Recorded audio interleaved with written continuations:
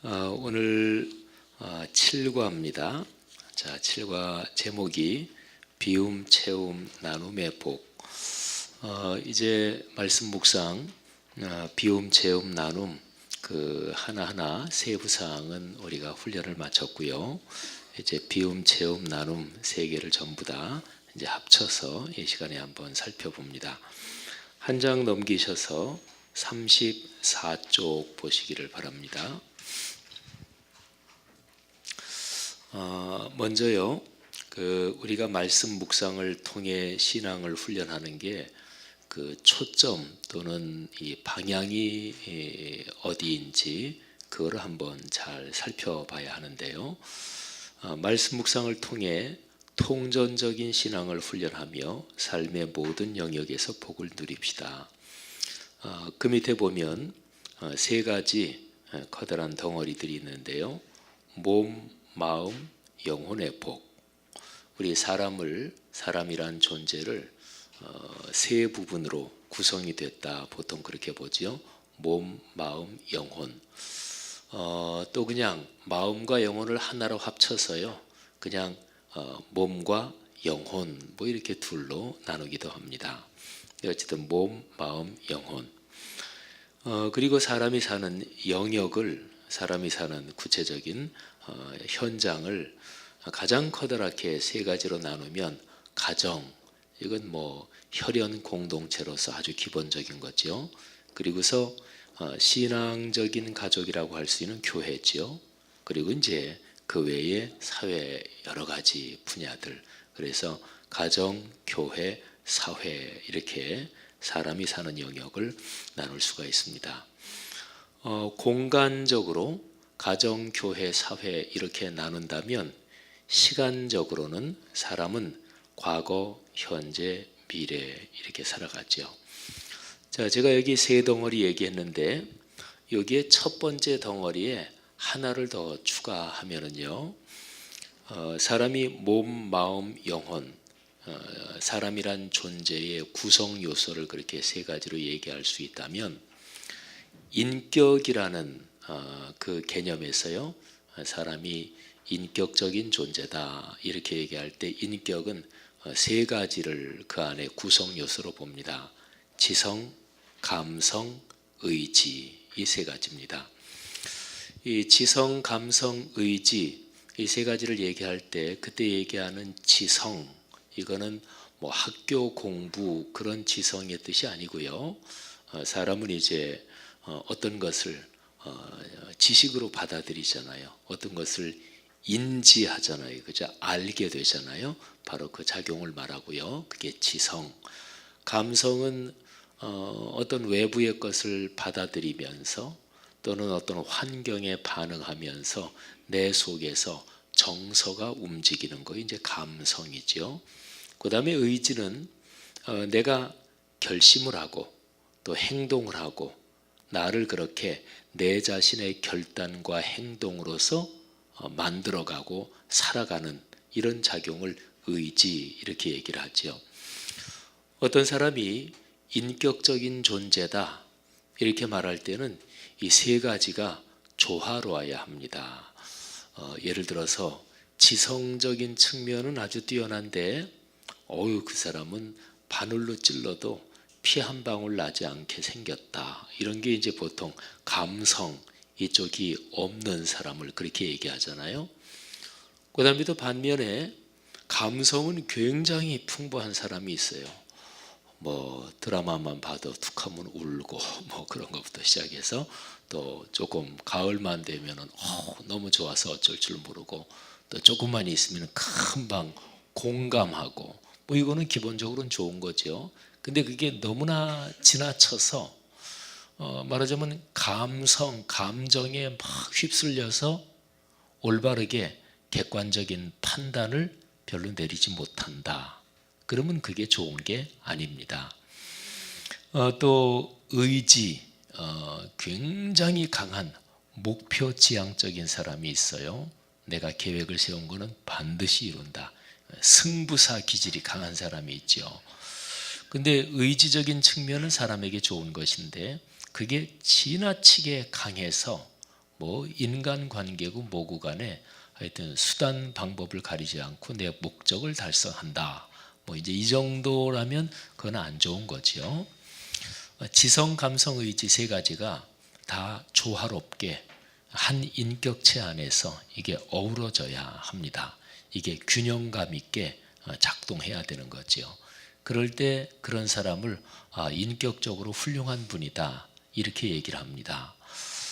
이 세 가지 중에서 어느 하나가 지나치게 강하다든지 또는 어느 한쪽 면이 지나치게 결핍되어 있으면 그 사람의 인격, 인품은 훌륭한 게 아닙니다. 자, 그리고요, 여기에 써 있는 세 가지, 몸, 마음, 영혼, 이 세 가지가 다 복돼야 됩니다. 마음과 영혼이 잘 되면 되지 뭐. 근데 몸은 맨날 질병에 시달리고 그리고 매일 그냥 이런저런 뭐 힘들고 고통스럽고 그래서는 사람이 복이라고 할 수가 없습니다. 물론요, 사람이 몸과 마음과 영혼이 하나도 부족함이 없이 그런 사람은 세상에 없습니다. 근데 사람이란 존재는 우리 요한 3서 2절에 있는 것처럼 사랑하는 자여 내 영혼이 잘됨 같이 내가 범사에 잘되고 강건하기를 내가 간구하노라. 이 말씀을 가리켜서 우리 그리스도인들은 영혼이 무엇보다 잘 돼야 된다. 그래야 범사가 잘 된다. 그리고 몸도 강건하다. 뭐 이런 식으로 그 구절을 이해하지요. 근데 그게 맞습니다만은 그런데 그런 쪽만 있는 게 아니에요. 성경을 보면 우리의 몸을 잘 관리하고 몸을 건강하게 잘 유지하고 이런 구절도 수도 없이 많습니다. 그래서 영혼이 아주 건강하고 영혼이 충만하면 정신과 몸으로 그 충만한 게 이렇게 흘러요. 근데 거꾸로도 마찬가지입니다. 몸이 건강하면 그게 정신의 기쁨을 주죠. 저희 같은 목사들이요, 사람의 건강 상태에 따라서 그건 다르겠는데 뭐 제 아무리 건강한 사람이든 뭐 그렇지 않은 사람이든 대략 평균적으로 보면 뭐 저처럼 이제 50대 후반 또 60 넘고 하면 아무래도 한참 젊을 때보다는 체력이 딸리잖아요. 그래서 제 연령 정도 이렇게 되는 목회자들이 만나서 얘기할 때 건강 얘기를 많이 하지요. 또 일반적으로도 그렇죠. 되게 뭐 50 중반 넘고 그래서 60 뭐 때 이럴 때 건강 얘기 많이 하고 또 관심도 많잖아요. 그래서 하는 얘기가 목회를 얘기하면서 목회는 영역이다. 그건 당연하지요. 근데 목회는 역시 체력이다. 이런 얘기를 해요.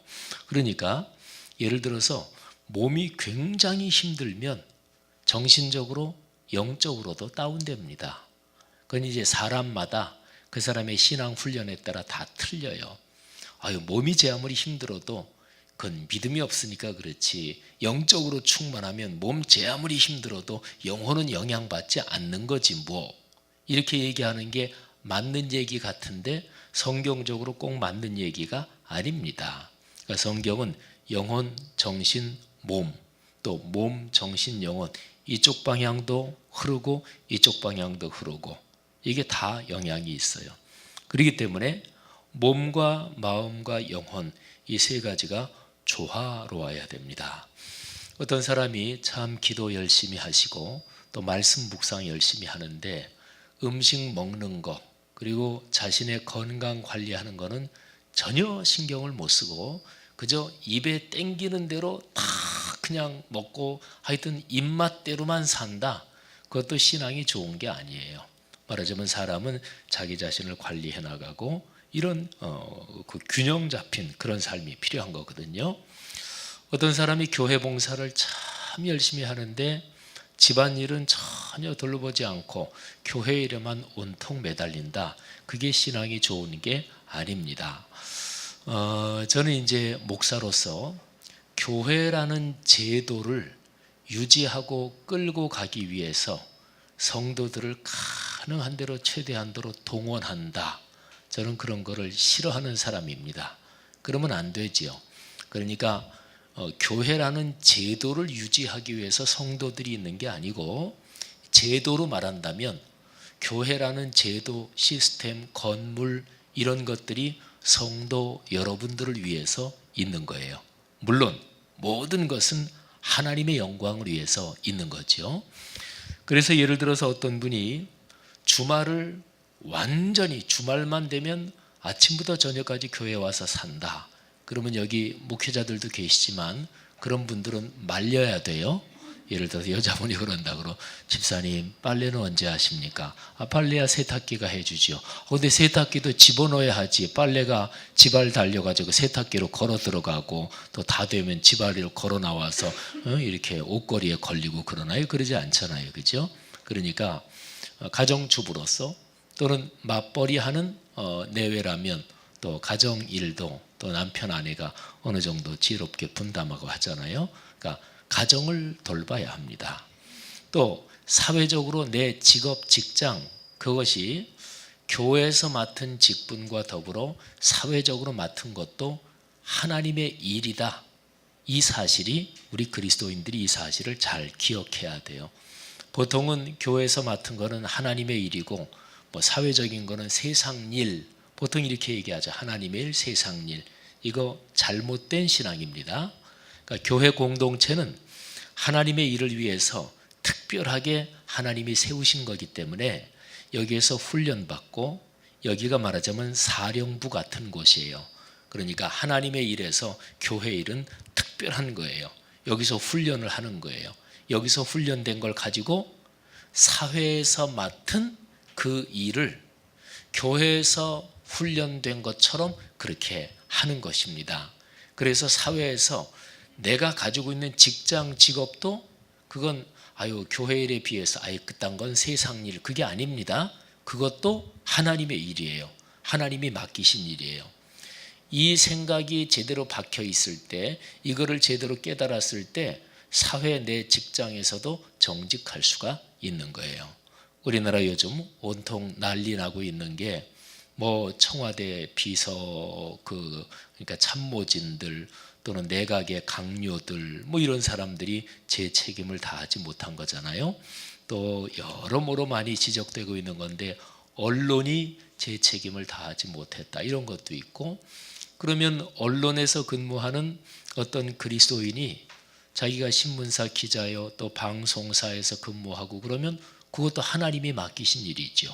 그러니까 언론이 사회적으로 어떤 역할을 마땅히 해야 되느냐 그러면은 그거를 제대로 하는 게 하나님께 칭찬받을 일이고 그거를 제대로 하지 않고 뭐 요즘에 쓰이는 뭐 비속어 비슷하긴 합니다만은 비속어입니다만은 또 뭐 언론에서 많이 쓰이니까 말하자면 쓰레기 같은 기자들 그런 거를 기레기라 그러나요?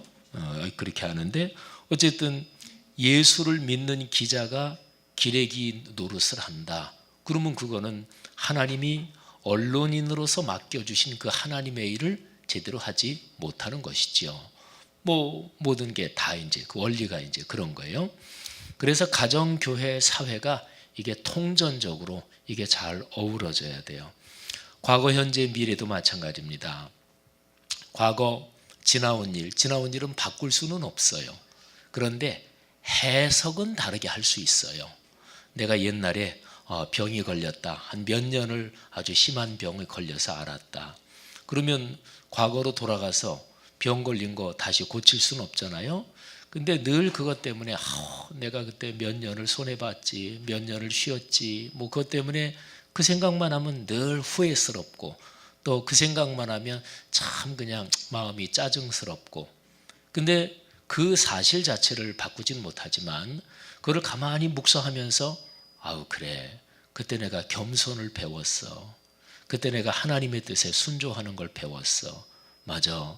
그게 손해본 시간만이 아니었지. 그때 내가 신앙이 무엇인지를 진짜 배웠어. 하나님 몇 년 동안 병을 앓았던 그것 때문에 제가 주님의 뜻을 알게 된 것 감사합니다. 이게 바로 보는 시각을 바꾸는 거예요. 해석을 바꾸는 거예요. 그러니까 과거 일은 바꿀 수 없다. 그러나 과거에 대한 해석은 바꿀 수 있다. 그래서 그리스도인으로 살아가는 사람들은 내가 지나온 과거에서 그거를 신앙적인 시각으로 바라보는 거예요. 지금 현재 살고 있는 것 말할 것도 없죠. 그리고 그리스도인의 미래에서 반드시 중요한 것은 천국의 소망, 이거를 내 삶의 미래의 제일 마지막 지점에 분명하게 위치시키는 것이 아주 중요합니다. 그래야 나이가 점점 들고 연세가 들어도 그래도 천국에 대한 소망, 이게 마지막 종점, 그게 영광스러운 목적지잖아요. 이게 진짜로 마음속에 깊이 들어올 때는 인생길 걸어가면서 늘 미래를 소망으로 바라볼 수 있는 거죠. 여러분, 여기에 있는 이런 거를 가만히 한번 생각해 보세요. 신앙생활을 하면서 어떤 사람이 어떤 하나의 외골수로 팍 빠지는 사람이 있는데, 그런 거는 저 사람이 이게 신앙이 뭔가 건강하지 못하는 거예요. 여러분이나 저나 누구나 다 완벽한 신앙은 없거든요. 완벽하지 못하다 하는 얘기는 부족한 점이 있다는 얘기죠. 그러니까 그리스도 안에서 계속 성숙하고 자라가는 거죠. 그런데 부족한 점이 있다는 얘기는 자신의 부족한 점, 이거를 의식적으로 느끼든 무의식 속에서 내가 그거를 느끼든지 간에 내 부족한 점, 이게 불안한 거죠. 그거는 이게 말하자면 불편한 거죠. 근데 어떤 게 나한테 팍 필이 꽂힌다. 뭐가 굉장히 좋다. 그러면 이 불편한 거를 잊어버리려고 거기에 꽉 집중하는 거예요. 이거는 신앙이 성장하는 게 아니라 신앙이 외골수로 잘못된 대로 빠지는 거예요. 예를 들면 내가 뭐 가정살림 또는 내가 사회적으로 살아가는 데서 자꾸 실패하고 뭔가 그냥 성취하는 것도 없고 계속해서 패배한다. 근데 교회 나와서 막 기도하다가 뭐 어떻게 하나님이 은혜를 주셔서 그 사람이 너무나 힘드니까 방언의 연사를 주셨다. 또 기도하면서 어떤 체험을 주셨다. 근데 그날부터 그냥 기도원만 다니기 시작하는 거예요. 그 사람은 방언 기도도 하고 신령한 체험도 하고 외적으로 보면 신앙이 좋은 것 같지요. 근데 예를 들어서 뭐 좀 이 상황을 분명하기 위해서 좀 구성을 좀 하자면 그야말로 가정 살림은 하지도 않고 늘 기도원에 가서 살고, 기도원에 안 갈 때는 늘 교회 와서 철야기도 하고 이러는 거예요. 그게 신앙이 좋은 거냐? 아닙니다. 그게 신앙의 병적인 현상입니다. 그러니까 자기 자신의 불편한 거, 자기 자신의 부족한 거, 열등감, 이런 거를 커버하려고 뭔가 팍 한번 피리 꽂히면 그냥 거기만 그냥 죽으라고 파는 거죠. 이런 사람에게서 나타나는 공통적인, 많은 경우에 전형적인 특징이 뭐냐면 자기식의 신앙을 안 가진 사람은 신앙이 안 좋다고 비난하는 거예요. 사람들이 기도도 안 해. 뭐 이런 식이에요. 이거는 신앙이 성숙하는 게 아니에요. 신앙이 성숙하려면 늘 조화롭게, 그렇게 인격적으로 훌륭하게 이렇게 신앙이 성숙해야, 그래야 기쁨이 있는 거죠. 그런 기쁨이 있기를 주의 이름으로 축복합니다. 그런데 그런 신앙의 기쁨, 신앙의 성숙이 제일 중요한 게 뭐냐면 말씀 묵상에 걸려 있다 하는 것입니다. 왜냐하면 성경 말씀은, 신구약 성경 66권은 사람의 모든 상황이 거기에 다 기록되어 있습니다. 성경을 늘 매일매일 묵상하고 또 그거를 깨달은 거를 삶에 적용하고 이렇게 살아가는 사람은 어디 외골수로 빠지지 않습니다. 그러니까 매일 말씀 묵상하면서 또 정기적인 예배를 소중하게 여길 줄 알아야 돼요. 주일 공동 예배 그리고 수요 예배, 적어도 일주일에 이 두 기둥은 분명하게 서야 합니다. 그러면서 신앙생활 하면서 내 신앙이 종합적으로 그리고 조화롭게 계속해서 성숙해 가는 거죠. 자, 우리가 공부한 말씀 묵상은 크게 비움, 채움, 나눔 이렇게 되어 있죠. 그 가장 기본적인 원리가 창세기 12장에 있습니다. 자, 창세기 12장 한번 잠깐 펼쳐보도록 하겠습니다. 창세기 12장 1절부터 보면 하나님이 아브라함을 부르시는 장면이 나오지요. 아브라함을 부르시는 장면은 참 중요합니다. 아브라함을 부르시면서 예수 그리스도를 이 땅에 보내실, 그거를 하나님은 아브라함을 부르시면서 연결해서 계획을 하셔요. 하나님이 아브라함에게 내 몸에서 날 씨를 통해서 천하 만민이 복을 얻는다 이렇게 말씀하시는데, 그런데 그 씨는 구약 성경에서 단수로 나와요. 하나. 그는 바로 예수 그리스도를 가리킵니다. 어쨌든요, 그래서 아브라함을 부르시면서 하나님은 예수 그리스도 그분을 세상에 보내실 것을 미리 계획을 하시는 거예요. 창세기 12장 이 본문이 아주 중요하죠. 자, 12장 1절은 비움에 대한 얘기고 2절은 채움에 대한 얘기고 3절은 나눔에 대한 얘기입니다. 자, 12장 1절 다 같이 한번 읽죠. 여호와께서 아브라함에게 이르시되 너는 너의 고향과 친척과 아버지의 집을 떠나 내가 네게 보여줄 땅으로 가라. 아멘. 여기서 떠나라. 내가 지금까지 살던 곳, 내게 익숙하던 것, 또 내가 기득권이라 그럴까? 또는 내가 지금까지 가지고 있던 것, 그거를 놓고 떠나라 하는 것이니까 다른 말로 비움이라고 얘기할 수 있습니다. 그리고 두 번째 2절 말씀 또 읽겠습니다. 내가 너로 큰 민족을 이루고 내게 복을 주어 내 이름을 창대하게 하리니 너는 복이 될지라. 아멘. 1절처럼 자신을 비운 사람에게 하나님께서 채워주십니다. 하나님께서 채워주시는 것은 하나님의 복이고 하늘의 복입니다. 그런데 복을 주신다 이 정도가 아니라 아브라함을 복 자체가 되게 하십니다. 이게 채워주시는 거예요. 다른 말로 말하면 하나님께서 당신 자신을 아브라함에게 주신다 이렇게 보면 됩니다. 자, 비워야 채워지죠. 그리고 채우시는 게 하나님이 채우시는 게 풍요롭고 풍요롭기 때문에 그거는 밖으로 넘쳐 흐르게 돼 있어요. 진정으로 하나님이 채우시는 그 채움을 경험한 사람은 하나님이 자기에게 채워주신 것을 남에게 베풀며 나누며 섬기는 삶을 살게 돼요. 그래서 그 사람 때문에 다른 사람이 복을 받고 다른 사람이 유익한 삶을 살게 되는 거죠. 그게 3절이에요. 나눔의 삶. 3절 다 같이 읽습니다. 너를 축복하는 자에게는 내가 복을 내리고 너를 저주하는 자에게는 내가 저주하리니 땅의 모든 족속이 너로 말미암아 복을 얻을 것이라 하신지라. 아멘. 그래서 1, 2, 3절은 차례로 비움, 채움, 나눔. 자, 근데 4절이 중요합니다. 1, 2, 3절은 하나님께서 원리를 말씀해 주신 거예요. 천지를 창조하신 그분, 사람을 창조하신 분이 어떻게 하면 사람이 하나님이 창조하신 이 세계 만물 가운데서 복을 누리며 살 수 있느냐, 행복하게 살 수 있느냐, 거기에 대해서 하나님이 말씀을 해 주신 거예요. 1, 2, 3절은 하나님이 전달하신 내용인데, 말씀인데 그 말씀을 아브라함이 들었지요. 듣고 나서 아브라함이 어떻게 반응했나요? 그 반응이 4절이에요. 이에 아브라함이 여호와의 말씀을 따라갔다. 그러니까 말씀이 삶이 된 거죠. 그죠? 말씀이 삶이 됐다. 말하자면 말씀에 순종한 거예요. 말씀을 삶으로 살아낸 거지요. 자, 그리고요, 그 밑에 보면 아브라함이 부인과 조카 롯과 하란에서 모은 모든 소유 또 사람들 가솔들을 이끌고 가나안 땅으로 가요. 마침내 가나안 땅에 들어갑니다. 근데 가나안 땅에 들어가서 아브라함이 제일 처음에 한 일이 있습니다. 7절, 8절 보면 제단을 쌓았습니다. 그리고 8절에는 제단을 쌓고 여호와 이름을 불렀습니다. 이거는 예배지요. 신약 성경의 언어로 말하면 아브라함이 가나안 땅에 들어가서 제일 처음에 한 일은 하나님께 예배한 일이었습니다.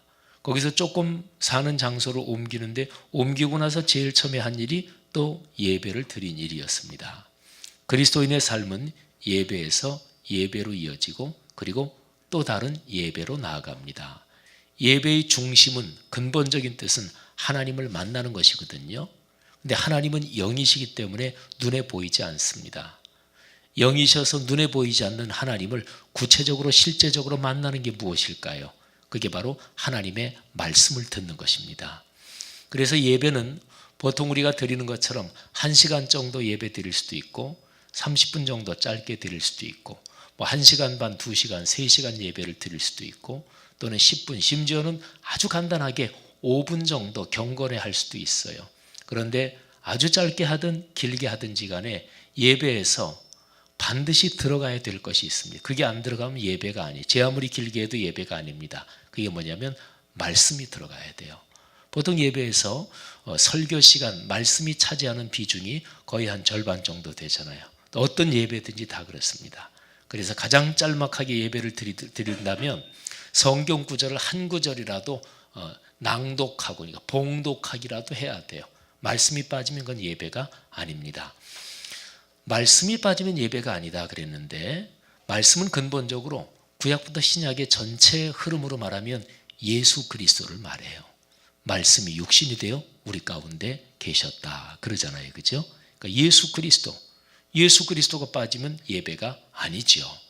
우리 사람이, 죄인인 사람이 하나님께 나아가는 게, 하나님의 품으로 다시 가는 게 그게 구원인데, 우리 스스로 못 가는 상황에서 예수 그리스도께서 십자가에 달려 돌아가심으로써 하나님께 갈 수 있는 길을 열어주셨거든요.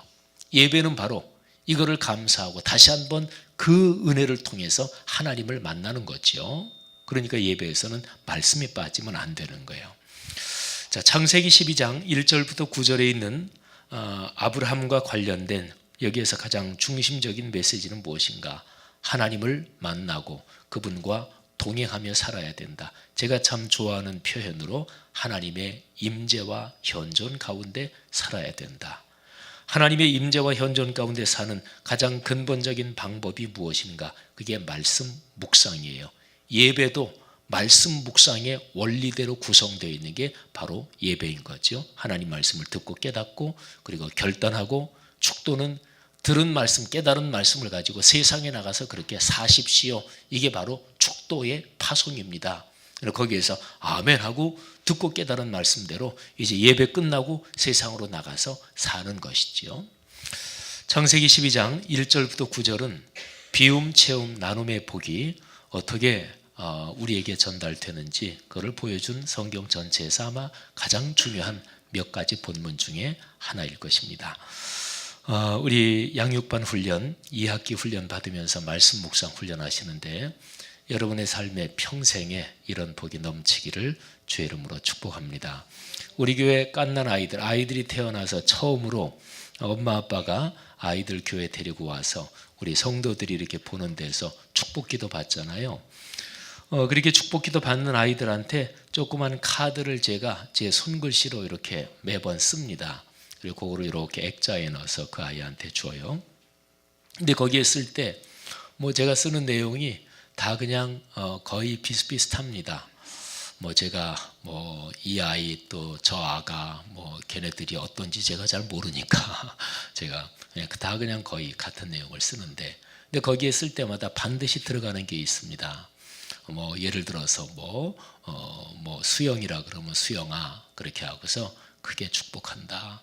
엄마 아빠 할머니 할아버지들의 기도가 내게 다 응답될 거야. 그리고 내가 살아가면서 건강, 몸의 건강 중요하잖아요. 지혜, 정신의 지혜 중요해요. 지혜하면 지식은 그 안에 포함되어 있는 거죠. 그 다음에 용기, 사랑, 배려, 이런 것이 내 삶에 가득하기를 바라고, 특별히 무엇보다 하나님의 말씀이 내 평생에 넉넉하기를 기도한다.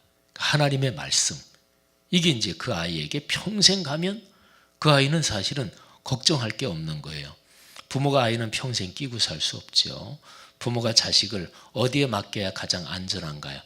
목사님 그걸 말씀이라고 하십니까? 대치동 학원가에 맡기면 가장 안전하죠. 뭐 대학 입시 잘 들어갈 수 있겠죠. 근데 대치동 학원가가 아이의 평생을 다 책임져 주는 거 아니고, 제 아무리 좋은 교육 시스템도 마찬가지고 아이를 하나님의 말씀에 맡기는 게 제일 안전합니다. 우리의 인생을 하나님의 말씀에 맡기고, 그리고 말씀이신 예수 그리스도 삼위일체 하나님과 동행하시는 축복이 있기를 축원합니다. 기도하겠습니다. 하나님 아버지 은혜 감사합니다. 우리 양육반 훈련 2학기 말씀 묵상에 대해서 계속 공부하고 있습니다. 특별히 비움, 체험, 나눔, 체험에서 관찰, 새김, 기도, 우리 각 부분을 공부를 했고, 오늘은 비움, 체험, 나눔 모두 모아서 창세기 12장을 공부했습니다. 평생을 살아가며 우리 여기 있는 목회자들, 또 훈련 받으시는 분들, 또 귀한 특별히 말씀삼 리더 되시는 귀한 지도자분들 모두 하나님 말씀이 이분들의 평생에 복이 되게 하시고 가정 가문 대대로 이어지게 하옵소서. 감사합니다. 예수님 이름으로 기도 올립니다. 아멘. 네, 감사합니다. 네.